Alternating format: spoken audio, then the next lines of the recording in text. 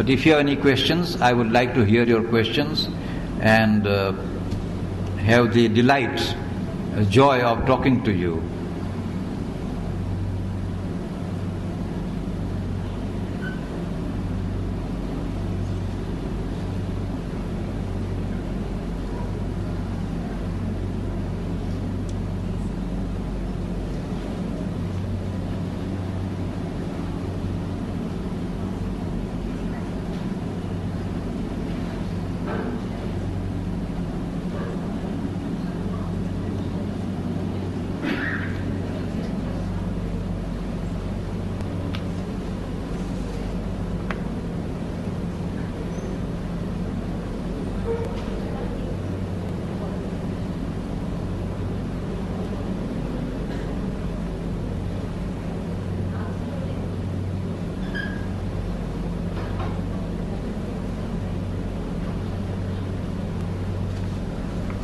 In spite of the spread of communication, man is lonelier today than ever before.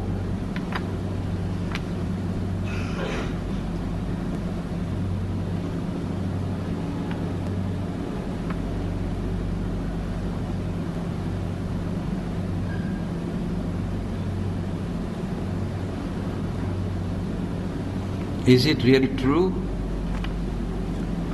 Is man lonelier today than ever before?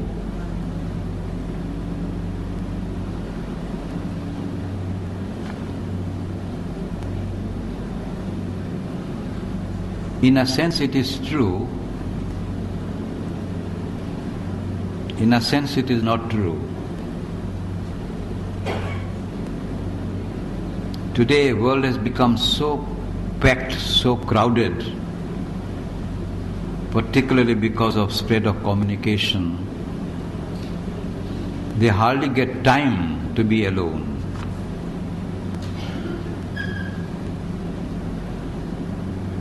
If your television runs up to 2 o'clock at night and you get up at 11 o'clock in the morning when the day is already half on and when the work is pressing upon you and you just join up with the work and go on and on and on, you don't get time for yourself at all.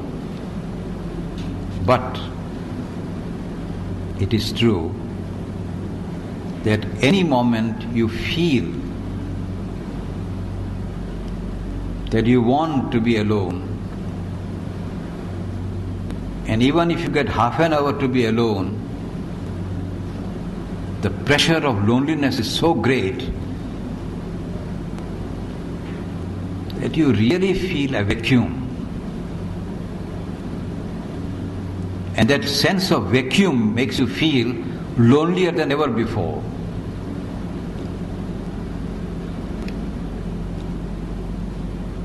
So it is true in that sense. Our sense of loneliness today is much more acute than what we had earlier.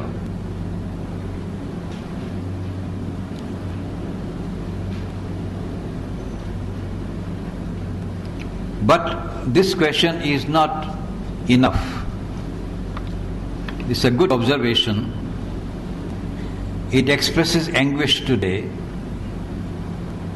but there is no further question as to how to deal with it or what is to be done. So I'll reserve the question later on.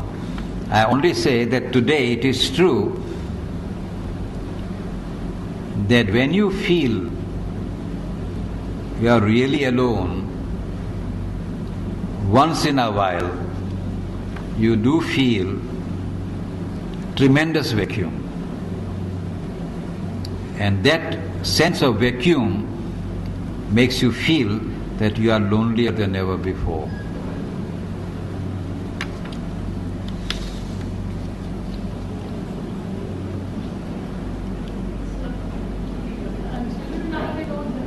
Ji? Growing up children, they don't value time and money.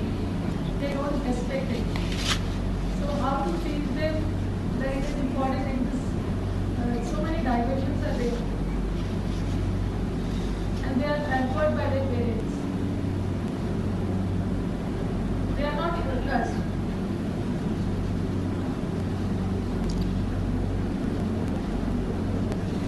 This is a good question. The children today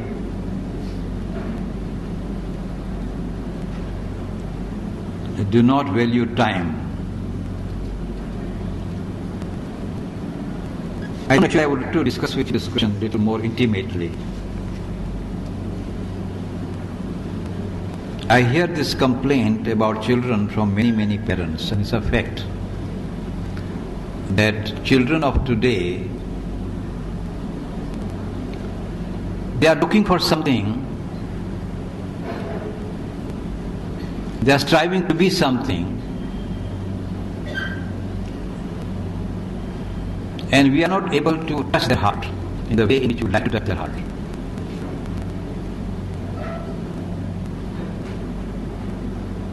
It's a malady of our society today, not only in India but all over the world. We are not able to understand what are they looking for, what do they want.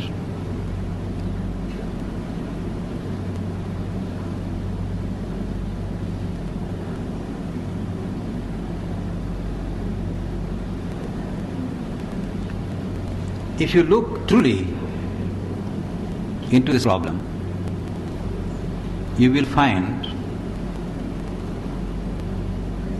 that there is what we may call center of gravity.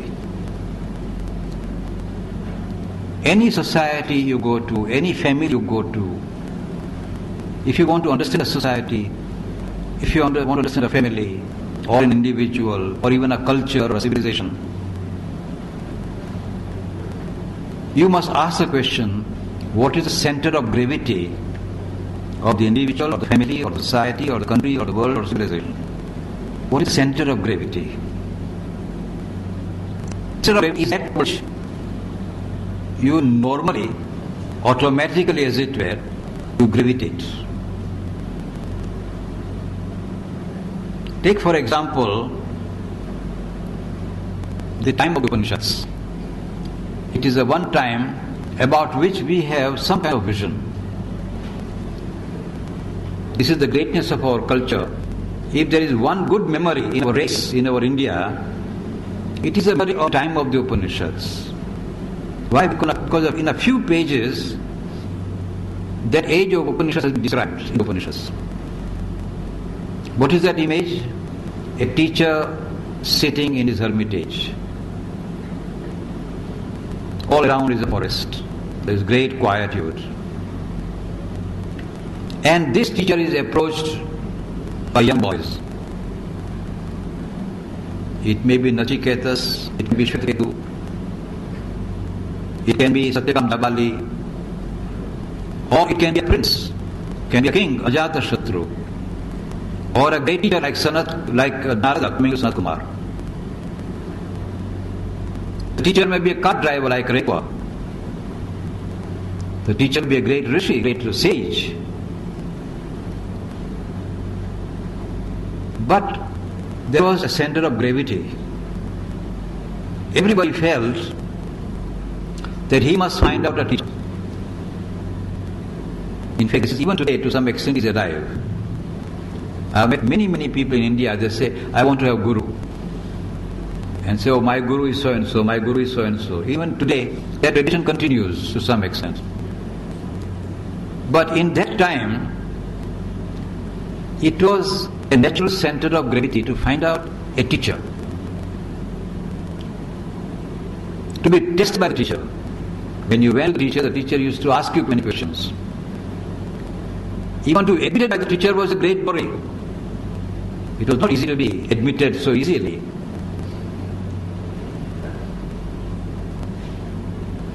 And then to remain with the teacher for years and years and years and years and years. 12 years was minimum. Then 34 years, or 36 years, 48 years. This was the measure. You become yourself a teacher in due course. So this is the center of gravity as we had in India at one time. Today, our children are not asking, I want to go to a good teacher. He is not looking for a teacher. That center of gravity is gone. There is something else. What is the center of gravity? If you ask this question, what is the center of gravity?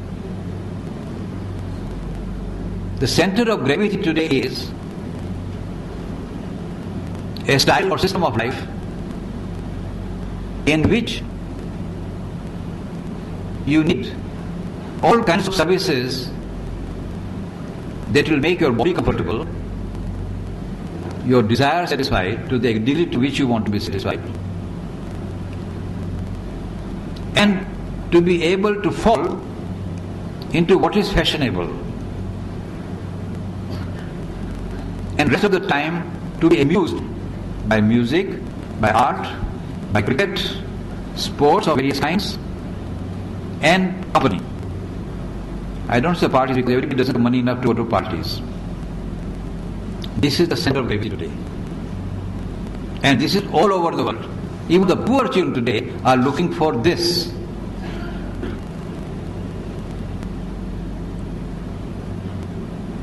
If you ask the question, why has it happened?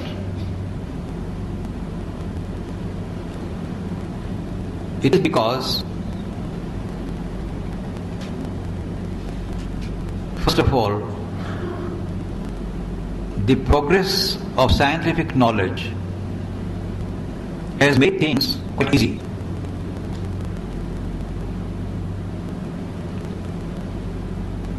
Science has put up before us gadgets of various kinds. And we can utilize these gadgets very easily to get certain satisfactions.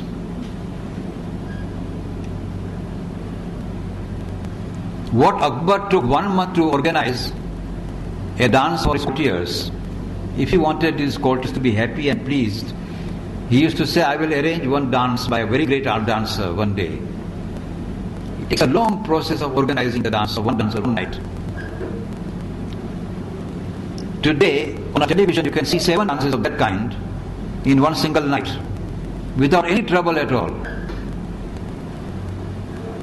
So you can measure the time taken by Akbar the emperor. And you just switch on your television and you can sit before the television. In one night you can see 7 dances which even Akbar could not witness in his own lifetime. Today anybody can see it. It's only an example I am giving to show why the center of gravity has changed. When facilities are available all around you, in which the needs of the body, needs of the vital force, amusements of all kinds are just available to you or can be made available to you, then people naturally ask for that. Of course, you need money for it. The more money you have, the greater the facility for having these kinds of enjoyments. Therefore, today there is a run for money on side and money to be utilized for this purpose. This is the center of gravity.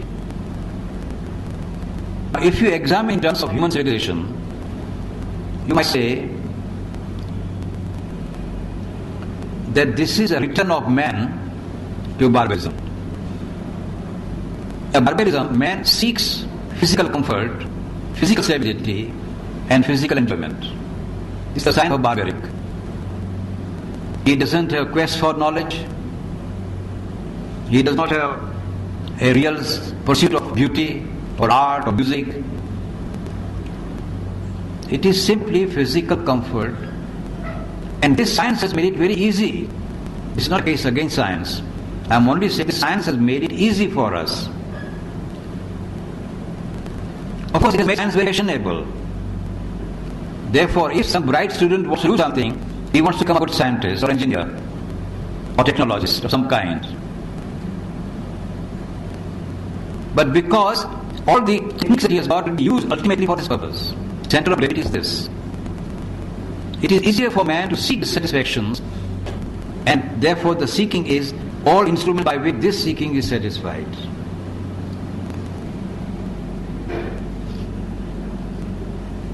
What is to be done? This is analysis of why or what is happening. When you ask the question, then what is to be done?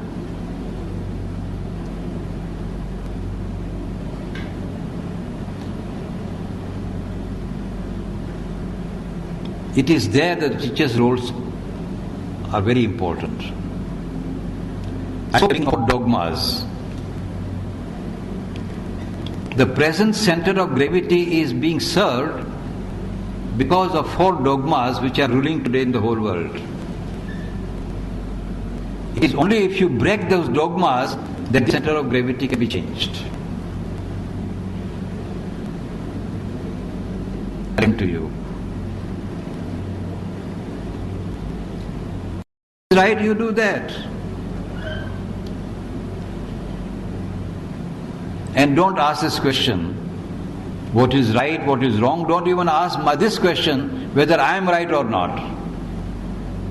It's a dogma. Full stop. No further questioning.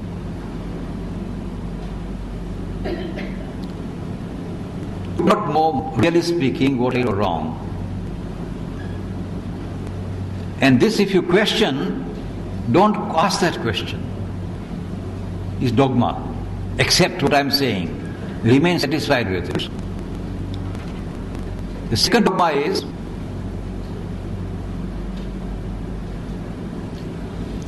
that even if you ask this question, you should not, but even if you ask this question and make a big quest of reasoning, you will find that reason will only give you 2 ideas. One is that you can know the truth only when you become completely comprehensive. Till that time you are only partially right. You have to be comprehensive.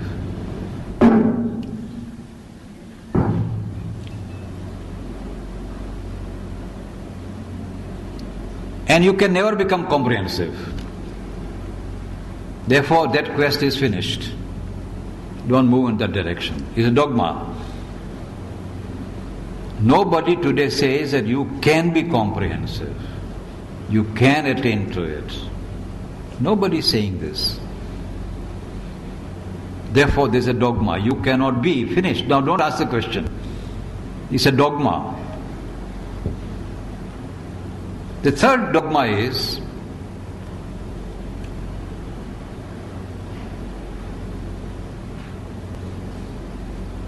this is what comes from some section of people who believe God has told you what is good and what is bad. Therefore, it is good and what is bad. And if you ask them further question, how do you know God has said it? They say, God has said it. It is in the Bible. It is in the Gita. Given. And children are told, don't ask this question, you just follow. It's a dogma. No answer is given properly. It's a dogma. Fourth is the dogma of religion. First is the dogma of physical senses. Second is the dogma of reason. Third is the dogma of ethics. And fourth is the dogma of religion, which says God is omnipotent, omniscient, omnipresent. How do you know? It is given in the Bible again. Just as God has told you what is right and what is wrong, similarly God has also, it is to be accepted that God is omnipotent. Even if you say there is an evil here, and if God is omnipotent, He should have destroyed it, don't ask that question. Don't question it. It is given in the Bible, in the Bhagavad Gita, in the Vedas, God is omnipotent. And if you can't answer the question about evil, don't worry. Believe that God is omnipotent. It's a dogma. In the presence of these dogmas, our children are now safe. They can simply say, I don't accept any dogmas, and let me be comfortable with what I am doing. Why do you bother me? In other words, there is no quest. There is no promise that if you make a challenge to these dogmas, you will really come to know that knowledge is possible. Now this is the task of philosophy. Philosophy can tell you that there is a possibility of arriving at true knowledge, not dogma. The basic definition of philosophy is a pursuit of knowledge in which there is no dogma whatsoever. At one time, philosophers believed that philosophy is possible. But these 4 dogmas have proved that philosophy is impossible. You may not be aware of this movement today in the modern times, but this is a very powerful instrument today. Philosophy is impossible, it's a useless task. You should not be philosophizing. Therefore, the one venue by which you could have broken these dogmas is not allowed. He said, don't ask philosophical questions. And our students find it very easy. Don't ask philosophical questions. Don't put to me philosophical questions. Even the greatest scientists and thinkers say philosophy is useless. I also believe it because it gives trouble to think philosophically.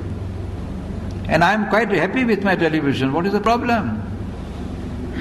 I need money for it. All right, I'll earn money. What is there in it? I'll become multimillionaire. Why not? I'll become. You continue in this particular center of gravity. The only way by which you can break this whole circle is when you believe, when the society assumes that true quest of knowledge is possible. This was in the Upanishads. Our center of gravity was seeking out a teacher who will give you the knowledge and who could say, yes, I have seen. What was the magic of Ramakrishna, who could break the dogma of Vivekananda? Vivekananda had the dogma that people talk about God, but it is all nonsense. People have not seen God, and yet they talk of God. And that was a big blockade. When he met Ramakrishna and he asked him this question, have you seen God? He said, yes. His dogma was broken. His whole life changed because there was a challenge. Somebody said, yes, it can be known. I can show you.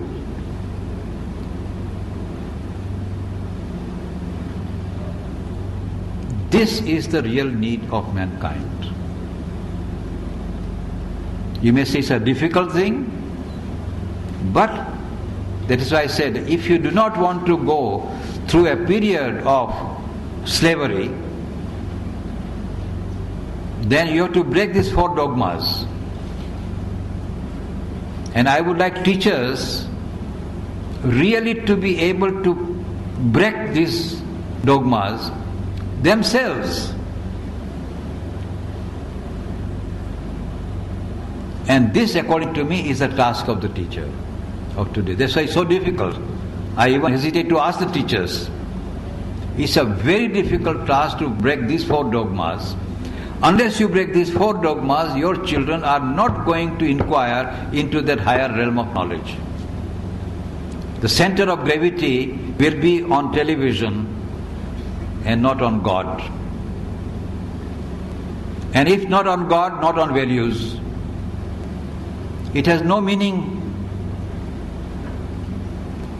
This is the analysis of the situation.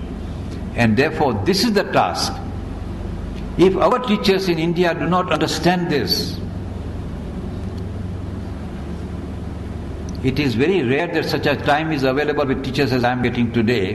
Very rare. Thanks to your principal, who has given me this time, so that at the end of 2 hours and a half, I am able to tell you where exactly the shoe pinches, where precisely is the problem, and where exactly you can find a solution if an effort is made. And that is the task to be performed by us, by India. It will be done. I have complete confidence it will be done.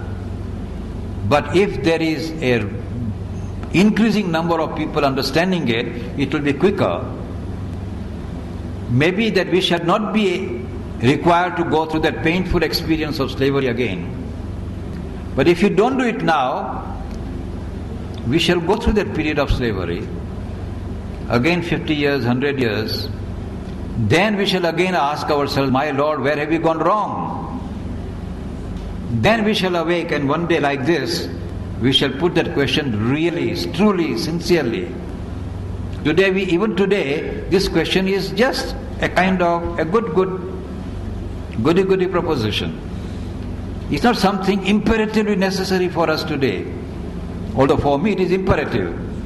But in the audience, this question is not imperative. We do not yet imagine that we shall have to go through that great grinding of slavery once again. That slavery may come in a different form, not in the way in which Britishers came us. It will be the invasion of McDonald's everywhere, in every village in India.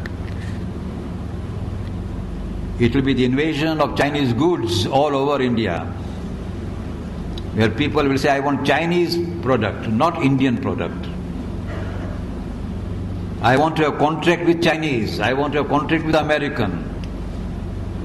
And your young boys and girls will run after them. This is also slavery. It will happen. It's already happening. Then we shall realize one day after, let us say 50, 60, 70 years, then we shall say, is there any solution, any way out?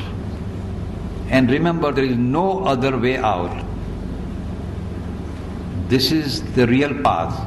Our teachers have to play a role, heroic role. They have to play a role of the quest of knowledge. They have to develop skills. They have to stop quarreling. They have to create a new form of existence. If they don't do it today, tomorrow it will be necessary for them to do it. You can only postpone it, you cannot avoid it. I think I have taken a lot of your time. It's exactly 7 o'clock now.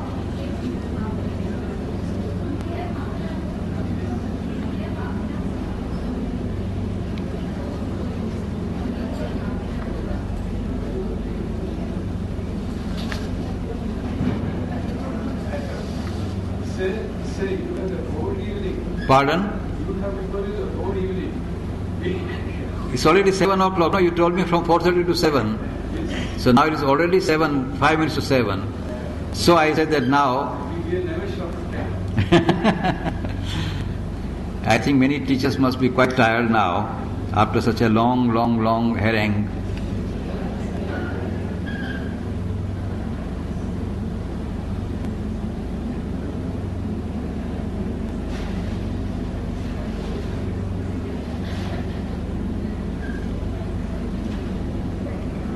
In spite of putting in their best efforts, children at times are not able to achieve their aim in life. This disheartens them. How can they be pacified? Should they be taught to change their aim or change their cause of action and pursue their same aim?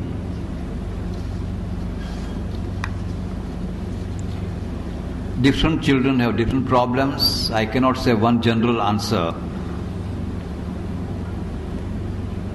But it is true that children require today a tremendous understanding, tremendous affection, tremendous love. Today's children are rebellious. They do not want to hear what is called higher. There is a kind of a general atmosphere in the world today which is impatient with that which is higher, that which requires a very special effort.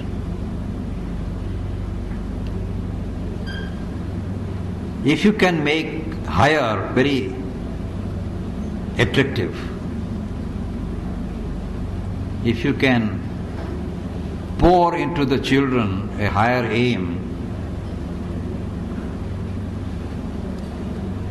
And I don't want to prescribe something which is very difficult, because I know how difficult it is. You require, let us say, these teachers, if they agree to pursue a certain line of development for 20 years, as I told you at the very beginning, then these questions can be answered properly and truly. Otherwise, these questions are very difficult. We have to accept the children will be rebellious. We won't be able to satisfy them. There will be some kind of tug of war, little bit here, little bit there. You cushion one way, cushion the other way. Somehow muddle out. But it can't be really solved. In fact, Sri Aurobindo has said, we are passing through an evolutionary crisis. It's a crisis. And crisis is not fully understood by us. You see, all around we find everything is going on well. What is the correct crisis?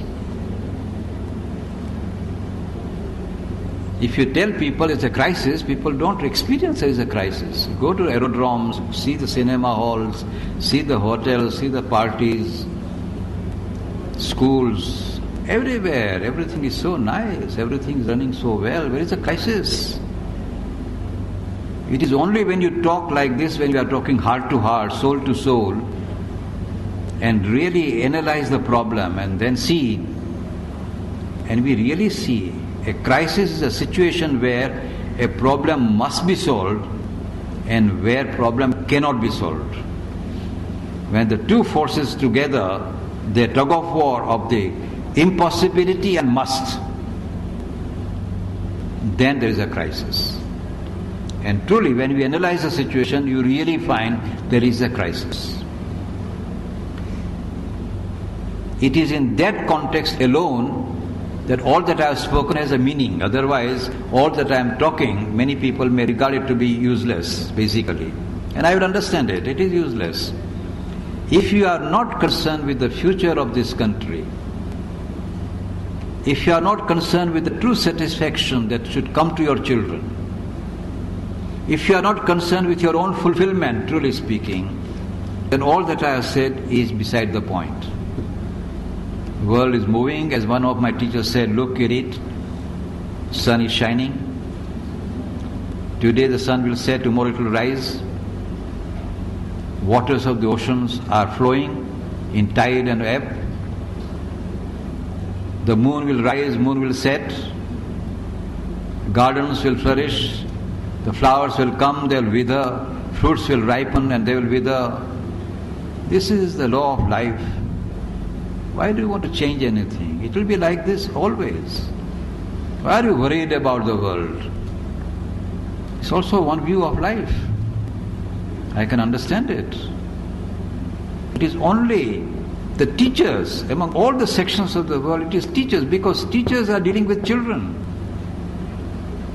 And children have these problems, and teachers are asked to deal with them properly.